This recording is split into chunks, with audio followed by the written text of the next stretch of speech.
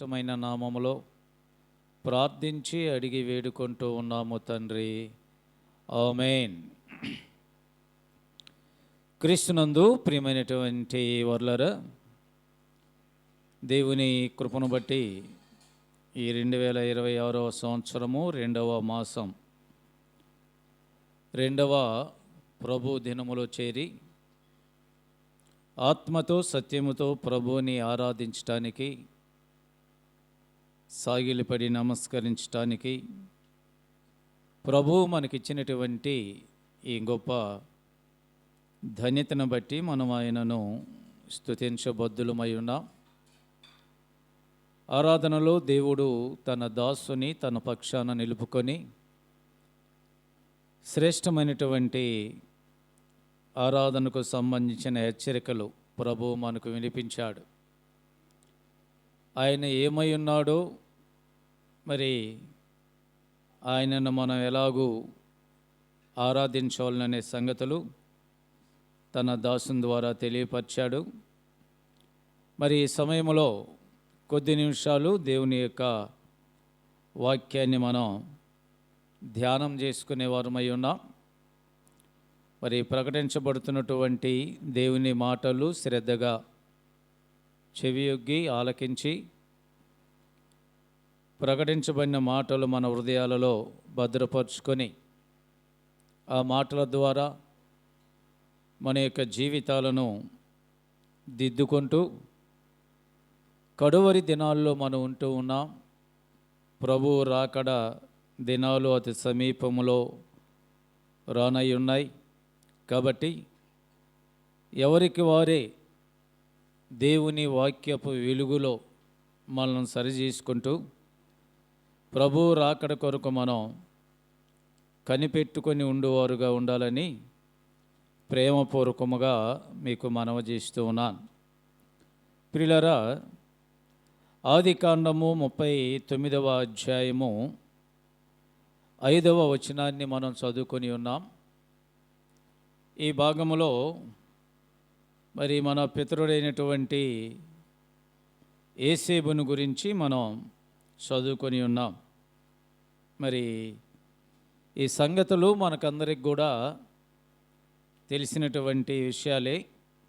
అయినా కూడా దేవుని వాక్యములో ఉన్నటువంటి ఆ మాధుర్యం ఏంటంటే, ఎన్ని పర్యాయములు ధ్యానించినా, ఎన్ని పర్యాయములు చదివినా దేవుడు మనము చదివే ప్రతిసారి, మనం వినే ప్రతిసారి, మనం బోధించే ప్రతిసారి కూడా ఒక నూతనత్వాన్ని దైవ లేఖనాల్లో ఆయన భద్రపరిచి ఉంచాడు.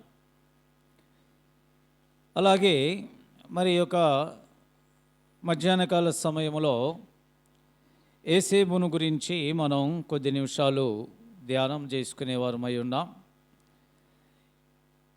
ఏసేబు యోగ్యమైన జీవితము కలిగినటువంటి వాడుగా జీవించాడు. ఏసేబు జీవితాన్ని మనం ధ్యానించే ముందుగా మరి ఏసేబును గురించి మనం చూసినట్లయితే, ఏసేబు తండ్రి అయినటువంటి యాకోబు ఏసేబును ఎక్కువగా ప్రేమించేవాడుగా ఉన్నాడు.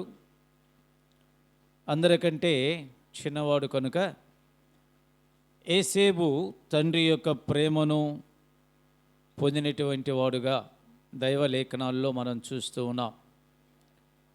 ఇక్కడ 2 సంగతులు గమనించాలి. ఏసేబు మరి బాల్యము నుంచి కూడా భయభక్తులు కలిగిన వాడుగా ఉన్నాడు. ఎందుకంటే ఏసేబు యొక్క అన్నల విషయంలో వారు చేస్తున్నటువంటి ఆ చెడుతనాన్ని గురించి తండ్రికి సమాచారము అందించేవాడుగా ఉన్నాడు. 37వ అధ్యాయము 2వ వచనములో మనం చూసినట్లయితే చివరి భాగములో అంటూ ఉన్నాడు, అప్పుడు ఏసేబు వారి చెడుతనమును గూర్చిన సమాచారము వారి తండ్రి యొద్దకు తెచ్చుచుండువాడు అంటూ ఉన్నాడు. కాబట్టి ఈ లేఖన ప్రకారము ఏసేబులో ఎలాంటి చెడుతనము లేదు. దేవుని యందు భయభక్తులు కలిగినటువంటి వాడుగా జీవిస్తూ ఉన్నటువంటి వాడు. యోసేపు అన్నలు చేస్తున్నటువంటి తండ్రికి దేవునికి వ్యతిరేకమైనటువంటి కార్యాలు, వారి హృదయాలలో ఉన్నటువంటి ఆ చెడుతనము, వ్యతిరేకమైనటువంటి ఆలోచనలన్నింటినీ కూడా ఎప్పటికప్పుడు ఆ సమాచారాన్ని తండ్రి అయినటువంటి యాకోబుకు తెలియపరిచేవాడుగా ఉన్నాడు. ఈ కారణం చేత మరి అన్నలు యోసేపు మీద అసూయ కలిగింది. ఆ క్రమంలో మరి అన్నలు ఇస్మాయేలీలకు యోసేపును అమ్మి వేసినట్లుగా మనం చూడగలం. ఎందుకు అమ్మేశారండి? 37వ అధ్యాయము 28వ వచనాన్ని మనం గమనించినప్పుడు, మిద్యానీయులైన వర్తకులు ఆ మీదుగా వెళ్ళుచుండగా వారు ఆ గుంటలో నుండి యోసేపును పైకి తీసి ఆ ఇస్మాయేలీలకు 20 తులముల వెండికి అతనిని అమ్మివేసిరి అనే మాట మనం చూస్తూ ఉన్నాం. 20 తులముల వెండికి యోసేపు అమ్మివేయబడ్డాడు. 39వ అధ్యాయంలో మనం చూసినట్లయితే మరి కొన్నటువంటి ఇస్మాయేలీలు యోసేపును ఐగుప్తుకు తీసుకొచ్చారు. ఐగుప్తుకు తీసుకొచ్చినటువంటి యోసేపును మరి పోతీఫరు యొక్క ఐగుప్తీయుడు కొనినటువంటి వాడుగా మనం చూస్తూ ఉన్నాం. చూడండి 39 మొదటి వచనం. యోసేపును ఐగుప్తునకు తీసుకొని వచ్చినప్పుడు ఫరో ఉద్యోగస్తుడును రాజ సంరక్షక సేనాధిపతియునైన పోతీఫరును ఒక ఐగుప్తీయుడు అక్కడికి అతన్ని తీసుకొని వచ్చిన ఇస్మాయేలీల యొద్ద అతనిని కొనెను అంటూ ఉన్నాడు. గమనించారా? 37వ అధ్యాయంలో ఏం రాయబడి ఉంది? అమ్మెను అన్నాడు. అన్నలు అమ్మి వేశారు. 39వ అధ్యాయంలో మనం చూసినట్లయితే కొనబడినటువంటి వాడుగా మనం చూస్తూ ఉన్నాం. అమ్ముట, రెండవది కొనుట. ఇది యోసేపు యొక్క సంక్షిప్తమైనటువంటి క్లుప్తమైనటువంటి జీవితం. ప్రియమైన వారలారా, గమనించండి, దేవుని పిల్లమైన మనము కూడా మన జీవితాలను ఒకసారి మనం ఆలోచన చేసినట్లయితే మనము కూడా అమ్మబడిన వారమై ఉన్నాం. ఎవరు మనల్ని అమ్మింది? ఎవరండి? మన ఆది మానవుడైనటువంటి ఆదాము అమ్మివేశాడు. సరే, ఇక్కడ యోసేపు 20 తులముల వెండికి అమ్మబడ్డాడు. కానీ మనల్ని ఎంతకు అమ్మేశాడు ఆదాము? ఏమైనా వెల ఉందా? యెషయా గ్రంథంలో మనం చూసినట్లయితే మీరు ఊరకయే అమ్మబడితిరి కదా అన్నాడు. ఊరకంటే ఏమీ మరి మనలను కొంత వెలకు విక్రయించలేదు. ఆదాము అమ్మివేశాడు.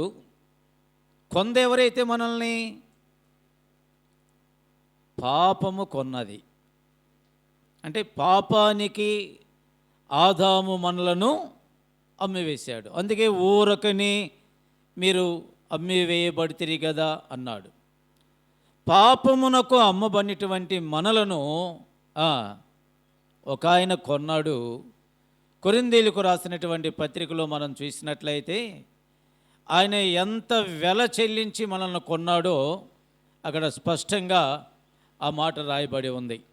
కాబట్టి మీరు మీ సొత్తు కారు, మీరు విలువ పెట్టి ముందే చెప్పాను, అమ్ముట కొనుట. అమ్ముడు పోయాం. ఎందుకీ? ఊరకనే.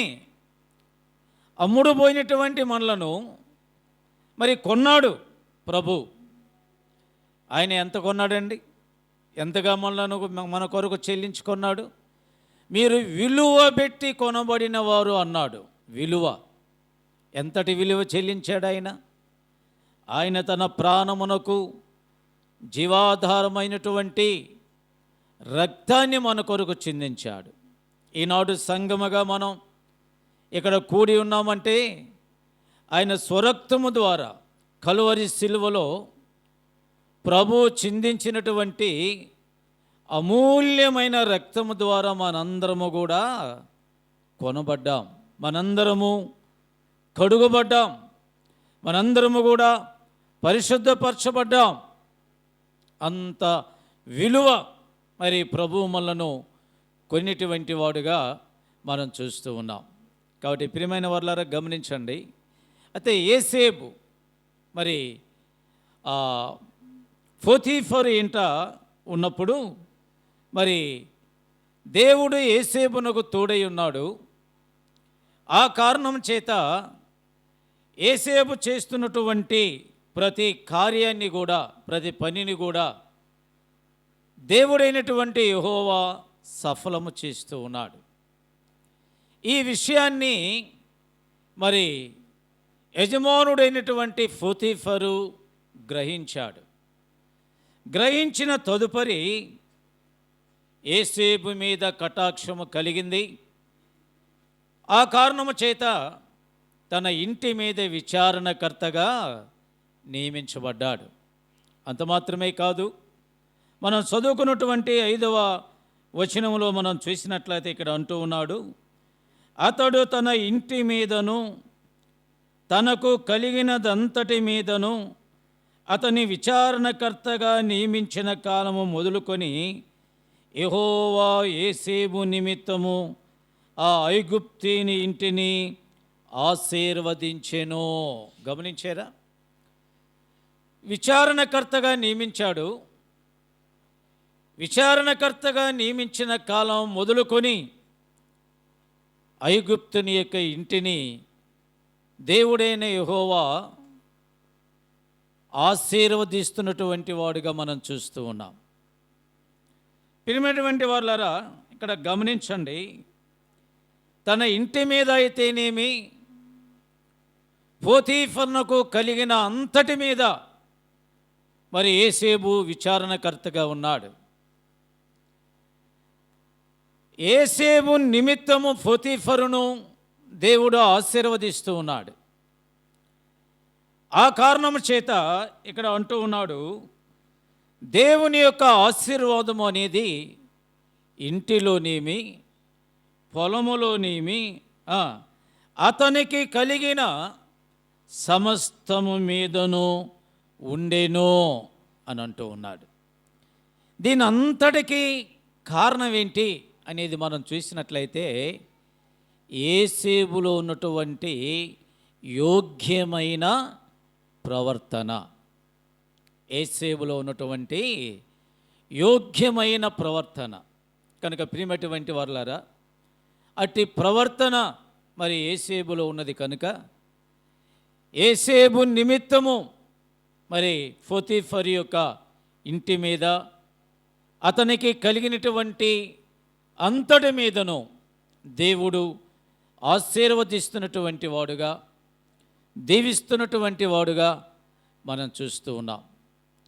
దైవ గ్రంథములో మనం ఆలోచన చేసినట్లయితే మరి ఆరాధనలో మనం విన్నటువంటి మాట మరి ఆయన యోగ్యుడు అనేది మనం చూస్తూ ఉన్నాం.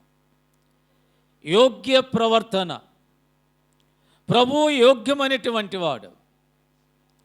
ఆయన యోగ్యుడు కనుకనే నేడు ప్రపంచములో మరి ఆయన స్వరక్తమిచ్చే సంపాదించిన స్థానిక సంఘములన్నీ కూడా ఈ ప్రభువు దినాన మరి ఆరాధిస్తూ ఉండటానికి కూడుకొని ఉన్నాం. ఆయన నామాన్ని మహిమపరుస్తూ ఉన్నాం. ఆయన నామాన్ని కొనియాడుతూ ఉన్నాం. ఆయన నామాన్ని మనం స్తుతిస్తూ ఉన్నాం. కారణం ఏంటంటే మన ప్రభు యోగ్యుడు. ఆరాధనా కీర్తనలో కూడా ఈ చక్కటి కీర్తన పాడుకుంటాం కదండి. యోగ్యుడవో యోగ్యుడవో, యేసు ప్రభు నీవే యోగ్యుడో. కాబట్టి అట్టి యోగ్యుడైనటువంటి ప్రభువును మనం ఆరాధించాలి.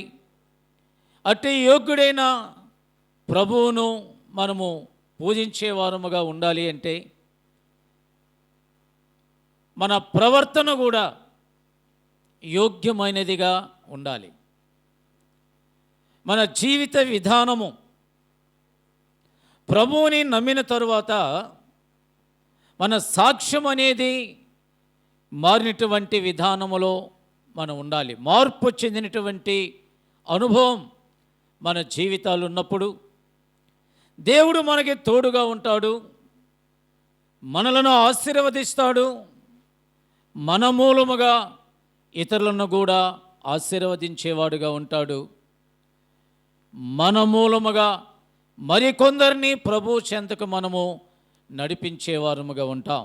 ఎప్పుడు దేవునికి యోగ్యమైనటువంటి వారముగా మనం జీవించినప్పుడు, యోగ్యమైనటువంటి ప్రవర్తన మనలో ఉన్నప్పుడు. ప్రవర్తన అనగా 3 విషయాలు ఉన్నాయి. ప్రవర్తన అనగా ఒకటి మరి ఆలోచనలు, రెండవది క్రియలు, మూడవదిగా మన యొక్క మాట. ఈ 3 కలిస్తేనే ప్రవర్తనకు సాదృశ్యముగా ఉంటుంది. ఏమేమి ఉండాలండి? 1 మాట, 2 క్రియలు, 3 మన యొక్క ఆలోచనలు. ఈ 3 కూడా దేవునికి యోగ్యమైనటువంటి జీవితాన్ని మనలో ఉండాలి. అందుకే ప్రసంగి గ్రంథంలో ఏమన్నాడు? 5వ అధ్యాయం 1వ వచనంలో ఏమన్నాడండి? నీవు నీ దేవుని మందిరమునకు పోవునప్పుడు నీ ప్రవర్తన జాగ్రత్తగా చూసుకొనుము అంటూ ఉన్నాడు. కాబట్టి మన మాటలు ఎలా ఉన్నాయి? యోగ్యమైన మాటలుగా మన జీవితాల్లో ఉన్నాయా? యోగ్యమైన క్రియలు మనలో ఉన్నాయా? యోగ్యమైనటువంటి ఆలోచనలు లేక తలంపులు మనం కలిగిన వారముగా ఉన్నామా? మన ప్రభు యోగ్యుడు, ఆయన మాదిరి మన జీవితాల్లో మనం కలిగి నడుచుకోవాలి. ఎప్పుడైతే ఆ మాదిరి అనేది మనలో ఉంటుందో మనం అనేకులను ప్రభు సన్నిధికి నడిపించేవారమై ఉండగలం.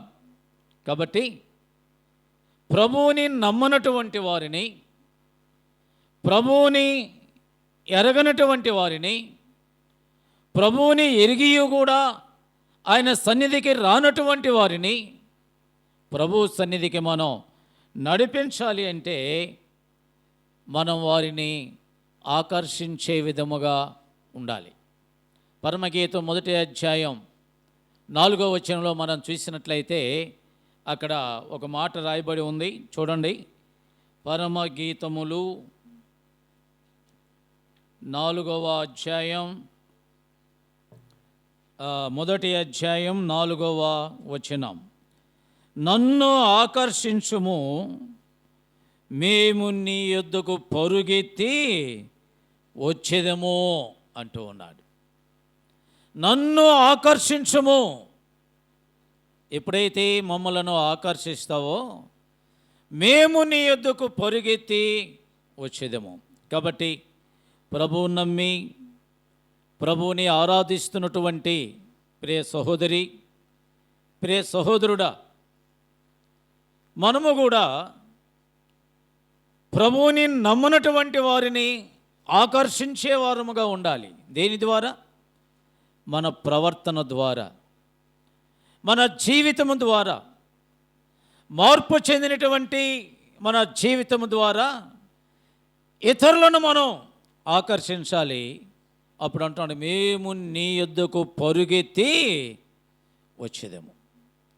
దైవ గ్రంథంలో మనం గమనించినట్లయితే మరి ఒబేదేదోము ఇంటిని మనం గమనించినప్పుడు దేవుడు ఆ ఇంటిని ఎంతగానో ఆశీర్వదించాడు, దీవించినటువంటి వాడుగా మనం చూస్తూ ఉన్నాం. ఒబేదేదోము ఇల్లు ఆశీర్వదించబట్టానికి కారణం ఏంటి? ఒబేదేదోము యొక్క ఇంట్లో ఏముందండి?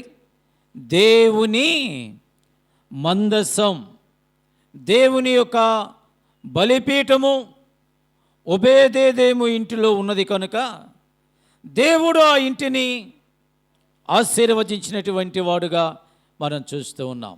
అలాగే మన గృహాలలో ఈ ప్రార్థన అనే బలిపీఠం, ఈ మందసము మన జీవితాల్లో ఉండాలి. దైవ గ్రంథములో మన ప్రవక్తలను, భక్తులను చూసినట్లయితే వారు ఆయా రీతులుగా దేవుని సన్నిధిలో ఆయా విధమైనటువంటి బలిపీఠాలు కలిగి ఉన్నటువంటి వారుగా మనం చూస్తూ ఉన్నాం.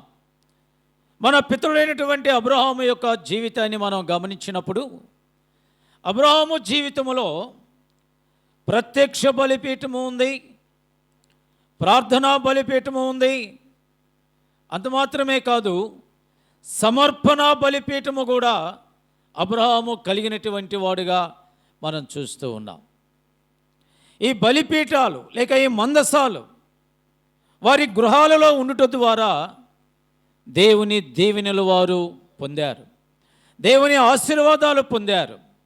అలాగనే ఒబేదేదోము ఇంటిలో దేవుని మందసము మరి ఆ ఇంట ఉండగా ఆ ఇంటిని దేవుడు ఆశీర్వదించాడు. నా గృహాలను కూడా, మన కుటుంబాలను కూడా, మన ఇళ్లను కూడా దేవుడు ఆశీర్వదించాలంటే ప్రత్యక్ష బలిపీఠము, ఆశీర్వాద బలిపీఠము, సమర్పణ బలిపీఠము, ప్రార్థనా బలిపీఠము మన జీవితాల్లో ఉండాలి, మన గృహాల్లో ఉండాలి. అట్టి అనుభవం ఎప్పుడైతే మనలో ఉంటుందో దేవుని యొక్క ఆశీర్వాదాన్ని మనం పొందేవారమై ఉన్నాం. అంత మాత్రమే కాదు, న్యాయాధిపతుల గ్రంథం 8వ అధ్యాయం 28వ వచనంలో మనం చూసినట్లయితే మరి న్యాయాధిపతుల కాలంలో ఇశ్రాయేలీయులకు రాజు లేడండి. ఆ కాలంలో న్యాయాధిపతులు వారిని పరిపాలించారు. న్యాయాధిపతుల్లో ఒకడైనటువంటి గిద్యోను మనం చూసినట్లయితే గిద్యోను న్యాయాధిపతిగా ఉన్నటువంటి ఆ కాలంలో 40 సంవత్సరములు ఆ దేశములో నెమ్మది కలిగేను అనే మాట మనం చూస్తూ ఉన్నాం. నెమ్మది కలిగేను. కారణం, గిద్యోను ఆత్మావేశము కలిగిన వాడై, ఆత్మచేత నింపబడినటువంటి వాడై ఉండగా మనం చూస్తూ ఉన్నాం. కనుక ప్రియమైనటువంటి వారలారా, మన కుటుంబాల్లో నెమ్మది, మన కుటుంబాల్లో సమాధానం, మన కుటుంబాల్లో శాంతి, మన కుటుంబాల్లో దేవుడు అనుగ్రహించే మహిమ మన జీవితాల్లో ఉండాలంటే దేవుని ఆత్మచేత మనము నింపబడాలి. ఆత్మపూర్ణులుగా మన జీవితాన్ని జీవించాలి. కాబట్టి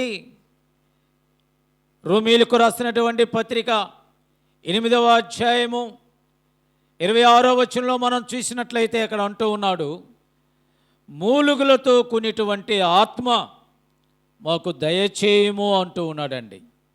మూలుగులతో కూడినటువంటి ఆత్మ. కాబట్టి దేవుని ఆత్మ మన జీవితాల్లో నింపబడినప్పుడు, పరిశుద్ధాత్మ చేత మనం నింపబడి మన జీవితాన్ని కొనసాగిస్తూ ఉండగా దేవుడు మన జీవితాలలో నెమ్మదిని అనుగ్రహించేవాడై ఉన్నాడు. దేవుని ఆశీర్వాదాలు పొందేవారమై ఉన్నాం, దేవుని నెమ్మదిని మనం పొందేవారమై ఉన్నాం. ఇంకా అంత మాత్రమే కాదు, ప్రియమైనటువంటి వారలారా, మన యొక్క సాక్ష్య జీవితము కూడా మనము కలిగి ఉండాలి. దైవ గ్రంథములో మనం చూసినట్లయితే యోహాను సువార్తలో మనం గమనించినప్పుడు 4వ అధ్యాయం, యోహాను సువార్త 4వ అధ్యాయం 28 నుంచి మనం చూసినట్లయితే అక్కడ ఒక స్త్రీని మనం గమనించేవారమై ఉన్నాం. 4వ అధ్యాయము 28వ వచనం చూడండి. 28 నుంచి, ఆ స్త్రీ తన కుండ విడిచిపెట్టి ఊరిలోనికి వెళ్ళి, మీరు వచ్చి నేను చేసినవన్నీ నాతో చెప్పిన మనుషుని చూడుడి, ఈయన క్రీస్తు కాడా అని ఆ ఊరి వారితో చెప్పగా, వారు ఊరిలో నుండి బయలుదేరి ఆయన ఎద్దుకు వచ్చుచుండిరి అనే మాట ఇక్కడ మనం గమనించేవారమై ఉన్నాం. అంత మాత్రమే కాదు, కానీ ఇక్కడ మనం చూసినట్లయితే 40వ వచనం నుంచి కూడా మనం గమనించినప్పుడు 39 నుంచి, నేను చేసినవన్నీ నాతో చెప్పినని సాక్ష్యమిచ్చిన స్త్రీ యొక్క మాటను బట్టి ఆ ఊరిలోని సమరయులలో అనేకులు ఆయన యందు విశ్వాసముంచిరి. ఆ సమరయులు ఆయన యొద్దకు వచ్చి తమ యొద్ద ఉండుమని ఆయనను వేడుకొనిరి గనుక ఆయన అక్కడ 2 దినములుండెను. గమనించారా? సమరయులు అనేకులు ఆయన యందు విశ్వాసముంచిరి అంటూ ఉన్నాడు. ప్రియమైనటువంటి వర్లారా, ఇక్కడ మనం ఆలోచన చేసినట్లయితే ఎందువలన అనేకులు ఆయన యందు విశ్వాసం ఉంచారు అనేది మనం గమనించినప్పుడు ఇక్కడ అంటూ ఉన్నాడు. ఏమని రాయబడిందండి? నేను చేసినవన్నీ నాతో చెప్పినని సాక్ష్యమిచ్చిన స్త్రీ యొక్క మాటను బట్టి. గమనించారా? ఒక స్త్రీ యొక్క సాక్ష్యాన్ని బట్టి సమరయులు అనేకులు విశ్వాసం ఉంచినటువంటి వారుగా మనం చూస్తూ ఉన్నాం. అనేకులు ఆయనను వెంబడించారు. అంత మాత్రమే కాదు, తమ యొద్ద ఉండమని ఆయనను వేడుకున్నటువంటి వారుగా మనం చూస్తూ ఉన్నాం. ప్రియమైనటువంటి వారులారా, గమనించండి, ఆ సమరయ స్త్రీ యొక్క సాక్ష్యం ఈ చరిత్ర అంతా కూడా మనకు తెలిసినటువంటిదే, అందుకని నేను మొదటి నుంచి మీకు చెప్పలేదు. ఆమె ఇచ్చినటువంటి ఆ సాక్ష్యాన్ని బట్టి సమరయులు అనేకులు ప్రభువుని నమ్మినటువంటి వారుగా మనం చూస్తూ ఉన్నాం. ఈ మధ్యాహ్నకాల సమయంలో ఈ మాటలు వింటున్నటువంటి మన జీవితాలను ఒకసారి పరిశీలన చేసుకుందాం. మన యొక్క వ్యక్తిగతమైన సాక్ష్యం, మన యొక్క కుటుంబ సాక్ష్యం, మన యొక్క సంఘ సాక్ష్యం ఎలాంటి జీవితాలను కలిగినటువంటివిగా ఉంది? సాక్ష్యం ఇచ్చేవారముగా ఉన్నామా? మన సాక్ష్యం ద్వారా ఇంకొందరిని ప్రభు సన్నిధికి నడిపించేవారుగా మన జీవితాలు ఉన్నాయా అనేది మనల్ని మనం పరిశీలన చేసుకొనవలసినటువంటి వారమై ఉన్నాం. కాబట్టి మరి లోకములో మనం ఉంటూ ఉన్నాం కనుక, లోకములో అనేకులు ప్రభువునందు విశ్వాసం ఉంచక ఆయనకు దూరస్తులుగా జీవిస్తూ ఉన్నారు కనుక, నిత్య నరకాగ్నికి జోగాడుతూ ఉన్నారు కనుక, ఆ నిత్య నరకము నుంచి మనం విడిపించాలి అంటే, నిత్య నరకము నుంచి వారిని మరి నిత్య రాజ్యానికి వారసులుగా చేయాలంటే, దేవుని పిల్లలుగా పిలువబడుతున్నటువంటి మన జీవితాల్లో సాక్ష్యం అనేది చాలా ప్రాముఖ్యమైనటువంటిది అనేది మనం గమనించాలి. ప్రభువుని నమ్మక ముందు మన జీవితం ఎలా ఉంది? ప్రభువుని నమ్మిన తరువాత మన జీవితం ఎలా ఉంది? మాదిరిగా ఉంటూ ఉన్నామా? మన మాదిరిని బట్టి కొందరు ప్రభు సన్నిధికి రావటానికి ఇష్టపడుతూ ఉన్నారా? కాబట్టి ప్రియమైన సహోదరి, ఇక్కడ సమరయ స్త్రీ ద్వారా మనం ఆలోచన చేసినప్పుడు సమరయులు అనేకులు ఆయన యందు విశ్వాసం ఉంచిరి. అంత మాత్రమే కాదండి, దైవ గ్రంథములో మనం గమనించినట్లయితే అపోస్తుల కార్యములు 11వ అధ్యాయం 24వ వచనాన్ని మనం గమనించినప్పుడు అక్కడ మరి ఒక వ్యక్తిని మనం గమనించేవారమై ఉన్నాం. అపోస్తుల కార్యములు 11వ అధ్యాయం 24వ వచనం, 23 నుంచి కూడా చూడండి, లేక 22 నుంచి అయితే మనకి తేటగా అర్థమవుతుంది. వారిని గూర్చిన సమాచారము యెరూషలేములోనున్న సంఘపు వారు విని బర్నబాను అంతియొకయ వరకు పంపిరి. అతడు వచ్చి దేవుని కృపను చూసి ఎంతో సంతోషించి ప్రభువును స్థిర హృదయముతో హత్తుకొనవలనని అందరినీ హెచ్చరించెను. 24 అతడు పరిశుద్ధాత్మతోనూ విశ్వాసముతోనూ నిండుకొనిన సత్పురుషుడు, బహుజనులు ప్రభు పక్షమున చేరిరి. గమనించారండి? ఇక్కడ ఏమంటూ ఉన్నాడు? అతడు పరిశుద్ధాత్మతోనూ విశ్వాసముతోనూ నిండుకొనిన సత్పురుషుడు అన్నాడు. ఎవరతను? బర్నబా. బర్నబా అనే ఒక సహోదరుని ఇక్కడ మనం చూస్తూ ఉన్నాం. బర్నబా ఎలాంటి వాడు ఇక్కడ అంటూ ఉన్నాడు? పరిశుద్ధాత్మ చేత నింపబడినవాడు, విశ్వాసము చేత నింపబడినటువంటి వాడు. కాబట్టి బర్నబాలో ఉన్నటువంటి ఆత్మను బట్టి, బర్నబాలో ఉన్నటువంటి విశ్వాసమును బట్టి బహుజనులు ప్రభు పక్షమున చేరిరి. మరి మన జీవితాలు ఎలా ఉన్నాయి?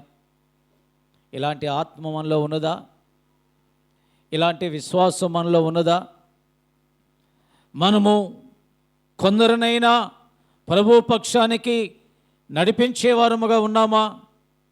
బర్నబాను గురించి పలికినటువంటి మాట, పరిశుద్ధాత్మతోనూ విశ్వాసముతోనూ నిండుకొనిన సత్పురుషుడు. ప్రియమైనటువంటి వారులారా, ప్రభువుని ఆరాధిస్తూ ఉన్నాం, మంచిదే. దేవుని పిల్లలుగా దేవుని ఆలయానికి వస్తున్నాం, మంచిదే. మన యొక్క మాదిరి ఎలా ఉంది? మన యొక్క ప్రవర్తన ఎలా ఉంది? మన క్రియలు ఎలా ఉన్నాయి? మన మాటలు ఎలా ఉన్నాయి అనేది మనం పరిశీలన చేసుకొనవలసినటువంటి వారమై ఉన్నాం. కాబట్టి ఇట్టి అనుభవం, పరిశుద్ధాత్మతో విశ్వాసముతో మనము నిండుకొనేటువంటి అనుభవం మనలో ఉండాలి అంటే, ప్రియమైనటువంటి వారులారా, మరి ఈ లోకములో మనం జీవిస్తూ ఉన్నాం కనుక కొన్ని సంగతులు, కొన్ని విషయాలను మనం జ్ఞాపకం చేసుకునే వారమై ఉన్నాం. చూడండి, యాకోబు రాసినటువంటి పత్రిక మొదటి అధ్యాయం 27వ వచనం. మొదటి అధ్యాయం 27వ వచనం. తండ్రి అయిన దేవుని ఎదుట పవిత్రమును నిష్కళంకమునైన భక్తి ఏదనగా, దిక్కులేని పిల్లలను, విధవరాండ్రను వారి ఇబ్బందిలో పరామర్శించుటయు, ఇహలోక మాలిన్యము తన కంటకుండా తన్ను తాను కాపాడుకొనుటయే పవిత్రమును నిష్కలంకమైన భక్తి అంటూ ఉన్నాడు. ఇక్కడ చూడండి, చివరిలో అంటూ ఉన్నాడు, ఇహలోక మాలిన్యము తనకు అంటకుండా మనము కాపాడుకొనవలసిన వారమై ఉన్నాం. ఎందుకంటే మనము లోకములో ఉంటూ ఉన్నాం, అన్యజనుల మధ్య మన జీవితాన్ని జీవిస్తూ ఉన్నాం. కాబట్టి ఇహలోక సంబంధమైనటువంటి మాలిన్యం, యెహోను పత్రికలో అన్నాడు కదా, ఈ లోకములో ఉన్నదంతా ఏమన్నాడండి? శరీరాశ, నేత్రాశ, జీవపు డమ్మము అన్నాడు. కాబట్టి అటువంటి ఏది కూడా మనకు అంటకుండా మనల్ని కాపాడుకొనవలసిన వారమై ఉన్నాం. దేవుని వాక్యం ద్వారా మన జీవితాలను దిద్దుకుంటూ మరి నిష్కలంకమైనటువంటి పవిత్రమైనటువంటి భక్తి జీవితాన్ని మనం కలిగి మరి నడుచుకున్నప్పుడే, ప్రియమైనటువంటి వారులారా, మరి పరిశుద్ధత మనలో ఉంటుంది, నీతి మనలో ఉంటుంది, నిర్దోషులుగా మనం ఈ లోకములో జీవించేవారుగా ఉండగలమనేది ఇక్కడ మనం చూస్తూ ఉన్నాం. అందుకే ఇక్కడ ప్రత్యేకంగా ఏమన్నాడంటే, ఇహలోక మాలిన్యము తన కంటకొనకుండా తన్ను తాను ఎవరికి వారు దేవుని వాక్యము ద్వారా, దేవుని దాసులు, దైవ సంఘములో ఉన్నటువంటి వారు దేవుని వాక్యాన్ని ప్రకటిస్తూ ఉండగా, ఆ వాక్యమే వింటున్నటువంటి మన అందరము కూడా ఆ వాక్యపు వెలుగులో మనము పరిశీలన చేసుకోవాలి. ఇహలోక సంబంధమైనటువంటి కార్యాలు మనలో ఏమైనా ఉన్నవేమో, వాటి వైపు మనం ఏమన్నా చూస్తూ ఉన్నావేమో, అటువంటి జీవితం మనలో ఉన్నదేమో. కాబట్టి మనల్ని మనం కాపాడుకుంటూ, మనల్ని మనం పరామర్శించుకుంటూ, ఇతరులను పరామర్శిస్తూ ఇబ్బందిలో ఉన్నటువంటి వారిని మన జీవితాలు నడుచుకునేటువంటి వారుగా ఉండాలి. అంత మాత్రమే కాదు, అపోస్తులైనటువంటి పౌలు మరి తెస్సలోనికీయులకు రాసినటువంటి మొదటి పత్రికలో మనం గమనించినట్లయితే 4వ అధ్యాయం 4వ వచనాన్ని మనం గమనించినప్పుడు అక్కడ మరి ఒక మాట రాయబడి ఉంది.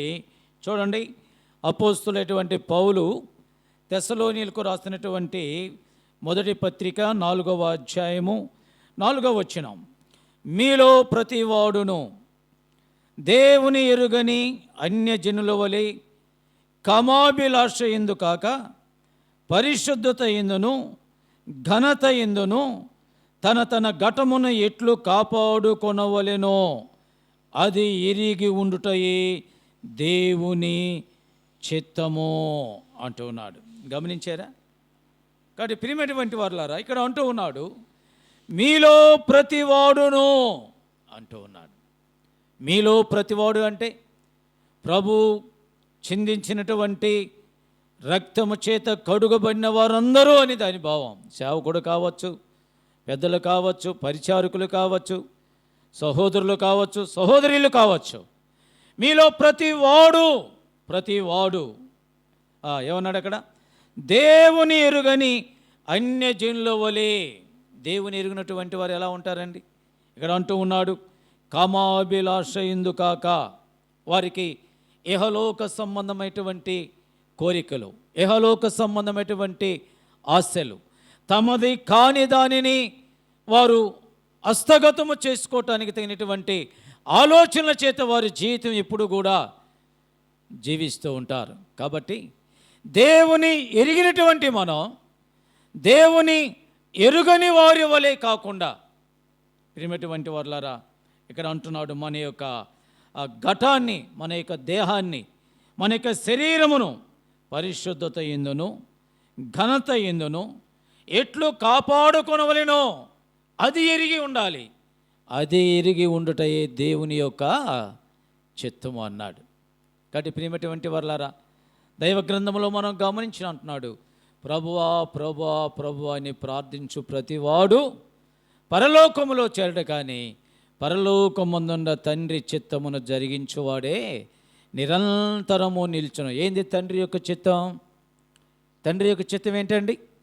దేవుని ఎరుగని అన్యజనుల వలె కాక దేవుని ఎరిగిన వారి వయమై ఉండి పరిశుద్ధత ఎందును ఘనత ఎందును మన దేహమును మనము కాపాడుకొనుటయే దేవుని యొక్క చిత్తం అన్నాడు.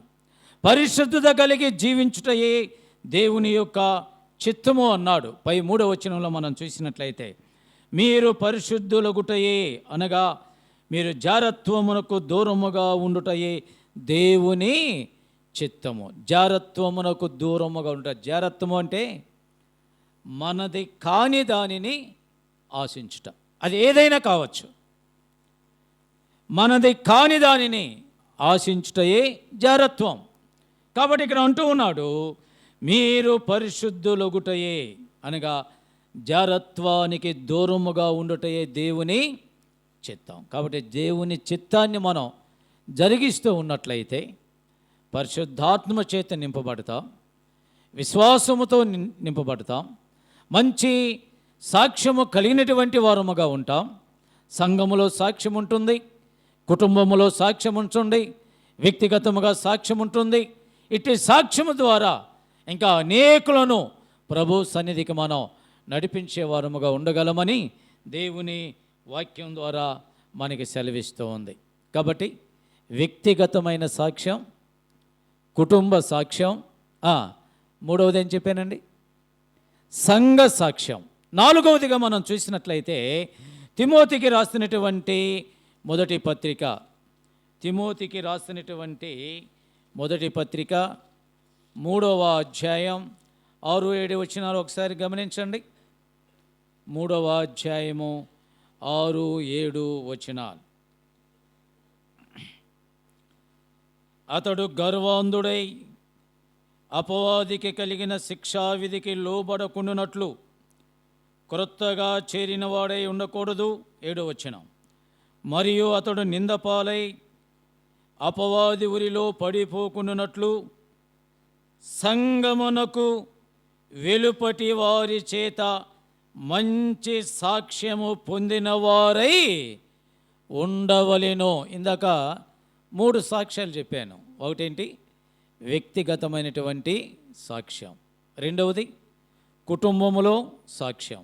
మూడవది సంఘములో సాక్ష్యం. నాలుగవది ఏ సాక్ష్యం ఉండాలి? ఏ సాక్ష్యం ఉండాలండి? ఏమంటూ ఉన్నాడు ఇక్కడ పౌలు తిమోతికి రాస్తూ 7వ వచనములో అంటూ ఉన్నాడు,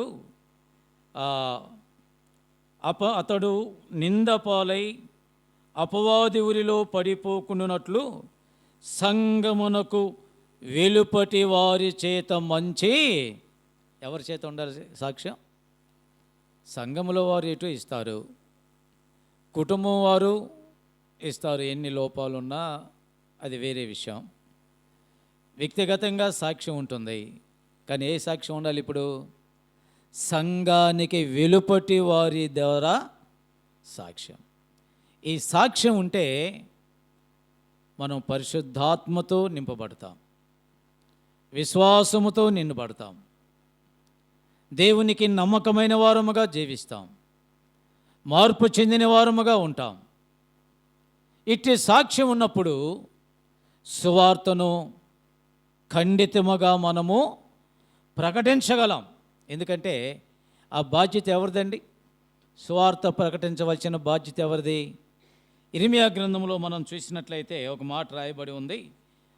క్షమించండి, 1 కొరింథీయులకు రాసినటువంటి పత్రిక 9వ అధ్యాయం 16వ వచనం.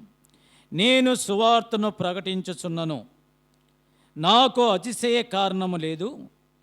సువార్తను ప్రకటించవలసిన భారము నా మీద మోపబడి ఉన్నది. అయ్యో, నేను సువార్తను ప్రకటింపకపోయిన ఎడల నాకు శ్రమ. ఇది నేను ఇష్టపడి చేసిన ఎడల నాకు జీతము దొరుకును. ఎవరంటున్నాడు ఈ మాట? ఎవరంటున్నాడండి? అపోస్తులైనటువంటి పౌలు అంటూ ఉన్నాడు, సువార్త ప్రకటించవలసిన భారము నా మీద ఉంది. సువార్త ప్రకటించకపోయిన ఎడల నాకు శ్రమ. ఒకవేళ నేను ఇష్టపడి సువార్తను ప్రకటించినట్లయితే నాకేం దొరుకుతుంది అంటున్నాడు? నాకు జీతము దొరుకును. పనివాడు జీతానికి అర్హుడు కదా. కాబట్టి ప్రియమైనటువంటి వారలారా, ఆ భారము నీవు నేను కూడా కలిగి ఉన్నాం. ప్రభువు మనకు చెప్పినటువంటి మాట అదే కదా. మార్కు సువార్త 16:15 ఏమన్నాడు? మీరు సర్వలోకానికి వెళ్ళండి, సర్వ సృష్టికి సువార్తను ప్రకటించండి. మరి సువార్త మనం ప్రకటించే వారముగా ఉండాలంటే మొదట్లో మనలో ఉండవలసిందేంటి? మంచి సాక్ష్య జీవితం అనేది ఉండాలి. ఆ జీవితం ఉన్నప్పుడు పరిశుద్ధత కలిగి ఉంటాం, విశ్వాసము కలిగి ఉంటాం. మరి గట్టిగా దేవుని యొక్క సువార్తను గ్రామాలలో, వీధుల్లో ప్రకటించే వారంగా ఉంటాం. అనేకులను ప్రభు సన్నిధికి నడిపించే వారంగా ఉంటాం. దానికి తగినటువంటి జీతాన్ని ప్రభు మనకు ఇచ్చేవాడై ఉన్నాడు. కాబట్టి దీని అంతటికి కారణం ఏంటంటే యోగ్యమైన ప్రవర్తన మన జీవితాల్లో ఉండాలి. యేసేపు అలాంటి జీవితాన్ని కలిగి ఉన్నాడు కనుక ఆ పోతీఫరుని ఇంటిలో తన భార్య విషయములో తప్ప సమస్తమంతటి మీద యేసేపును అధికారిగా, విచారణకర్తగా నియమించాడు. ఎంత ధన్యత అండి, ఎంత ఆధిక్యత! అట్టి యేసేపు లాంటి జీవితం మనం కలిగి ఉండాలి. మరి ప్రభు రాకడ దినాల్లో ఉంటూ ఉన్నాం. ఆయన రాకడ త్వరలో రానై ఉంటుంది కనుక మరి 2025 గతించిపోయింది. 26లో మరి ఒక నూతన సంవత్సరాన్ని మనకి ఇచ్చాడు. 26 2వ నెల 8వ దినములో మనం ప్రభు దినములో చేరినటువంటి మనందరం కూడా మన జీవితాలను పరీక్ష చేసుకుందాం. వాక్యపు వెలుగులో మనం పరీక్షించుకుంటూ యోగ్యమైన ప్రవర్తన అంటే 3 సంగతులు చెప్పాను. ఏంటో చెప్పండి. 1 మాటలు, 2 క్రియలు, 3 మన ఆలోచనలు. ఈ 2 మనకు తెలుస్తూనే ఉంటాయి. ఏ 2 అండి? మాటలు తెలుస్తాయి, క్రియలు. కానీ తెలియంది ఏది? మన ఆలోచనే. నా ఆలోచన మీకు తెలియదు, మీ ఆలోచన నాకు. కానీ మన ఆలోచనలన్నిటినీ ఎరిగినవాడు ఆయన ఉన్నాడు. కాబట్టి ఈ 3 ఈ ప్రవర్తనలో ఇమిడి ఉన్నాయి కనుక ఇట్టి యోగ్యమైన ప్రవర్తన కలిగి యోగ్యమైన ప్రభువుని ఆరాధిస్తూ మాదిరికరమైన జీవితం ద్వారా ఇంకా అనేక ఆత్మలు ఉంటూ ఉండగా నశించి వారిని ప్రభు సన్నిధికి నడిపించటంలో ప్రయాసపడేవారుగా ఉండాలని మరి ప్రేమపూర్వకముగా ఈ మాటలు మీకు తెలియజేస్తూ ఉన్నా. దేవుడు అమూల్యమైన మాటలు మన వినికిడిలో ఆశీర్వదించునుగాక. ఆమేన్.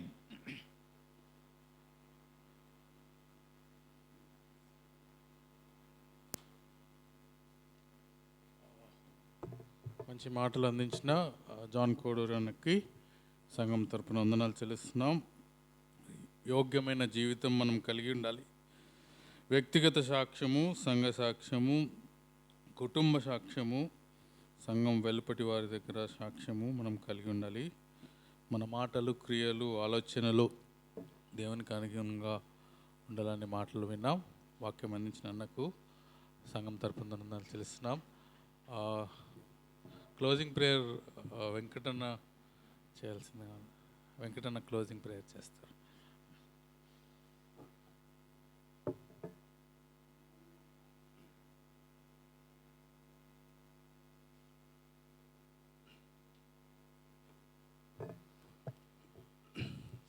మహోన్నతమైన దేవ, మహిమ కలిగిన మా తండ్రి, ఈ ఘనమైన నామాన్ని బట్టి మీకు వందనాలు చెల్లించుకుంటా ఉన్నాం.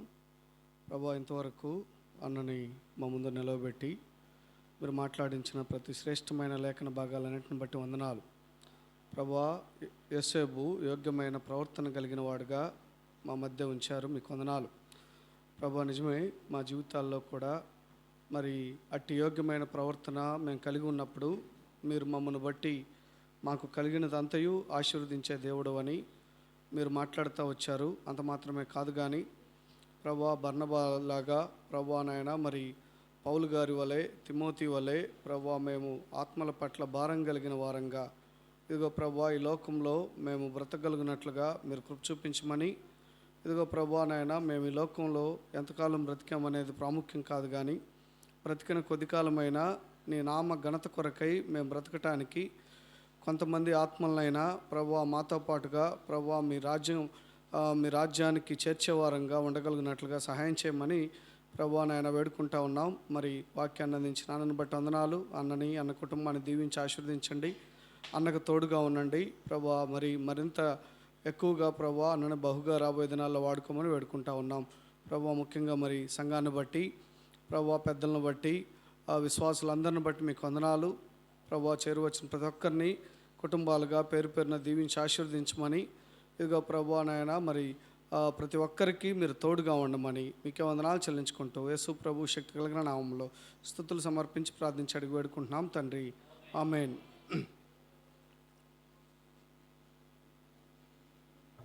థ్యాంక్స్ అన్న. అందరికీ వందనాలు. కూడిక ముగిసింది. సెలవు తీసుకుందాం.